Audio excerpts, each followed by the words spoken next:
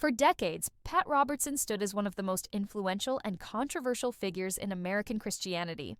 Known as the founder of the 700 Club and the Christian Broadcasting Network, CBN, Robertson built an empire that reached millions of homes across the world.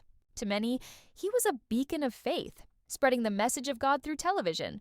But behind the scenes, the truth about Pastor Pat Robertson's life and legacy is far more complex and darker than most ever realized.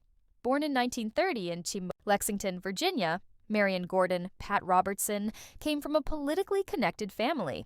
His father, Absalom Willis Robertson, was a U.S. senator, and that connection would later help Pat blend religion and politics in ways no one had before. After serving in the Marines and earning a law degree, Robertson had what he described as a spiritual awakening and decided to dedicate his life to God's work. In 1960, he founded CBN from a small UHF station in Virginia using limited funds and boundless determination. Within a decade, it had become one of the most powerful religious broadcasting networks in the world.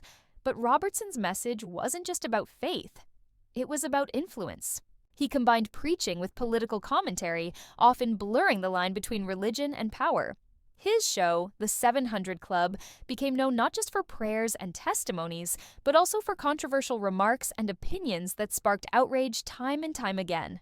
Critics accused him of using fear and sensationalism to maintain control over his vast audience. Over the years, Pat Robertson's statements drew intense criticism. He often attributed natural disasters, illnesses, and national tragedies to divine punishment, comments that left even his followers uneasy. When Hurricane Katrina hit New Orleans, Robertson suggested it might be God's response to America's sins. He once claimed that Haiti's devastating earthquake was the result of a pact with the devil.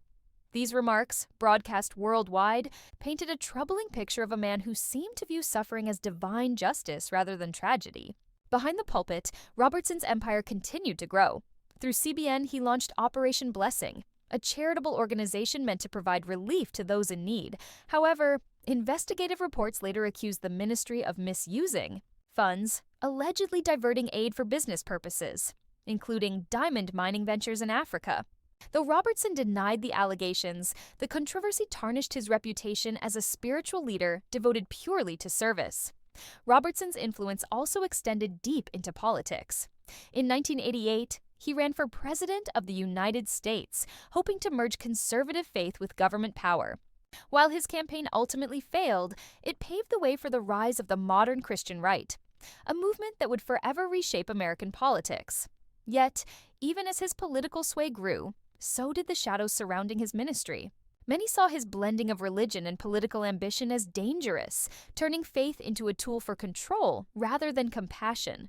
As the years went on, Robertson's health began to decline, and his public appearances became rarer.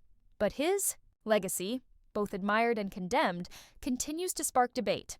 Supporters argue that he brought millions closer to God, while critics believe he sowed division, fear, and intolerance in the name of religion. When Pat Robertson passed away in 2023 at the age of 93, tributes poured in from around the world. But so did reflection and reckoning.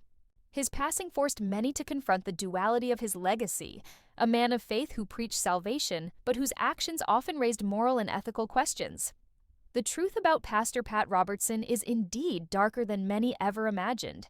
A story of faith intertwined with ambition, generosity shadowed by controversy, and devotion complicated by power.